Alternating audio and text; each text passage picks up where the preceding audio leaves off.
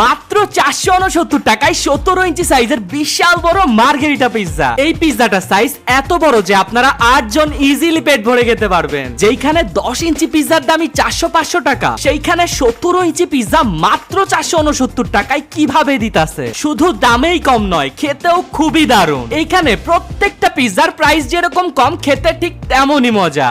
মাত্র 229 টাকা হলেই পেয়ে যাবেন 9 ইঞ্চি সাইজের মার্গেরিটা পিৎজা। এত কম টাকায় পিৎজার অফার দেখে আমিও চলে আসলাম উত্তরার পিৎজা রেলোতে। গাইস ট্রাস্ট মি, এত কম টাকায় পিৎজা আমি বাংলাদেশে আর কোথাও দেখি নাই। তাই এসেই সস্তায় বস্তা ভরতে তাদের বেশ কিছু পিৎজা অর্ডার করে ফেললাম। প্রথমেই ট্রাই করেছিলাম 17 ইঞ্চি সাইজের মার্গেরিটা পিৎজা। গাইস এত বড় পিৎজার প্রাইস নাকি মাত্র 469 টাকা, ভাবা যায়। প্রাইস অনুযায়ী পিৎজার টেস্ট ছিল খুবই দারুণ, আমার কাছে খুবই ভালো লেগেছে। এরপরে ট্রাই করেছিলাম তাদের স্মোকি সসেস পিৎজা। এইটার প্রাইস নিয়েছিল 589 টাকা। এই পিৎজাতে প্রচুর পরিমাণ বারবিকিউ সস, সসেস, চিকেন এবং ওভারলোডেড চিজ টপিংস দিয়ে লোড করা ছিল, যার কারণে খেতেও খুবই দারুণ লেগেছিল।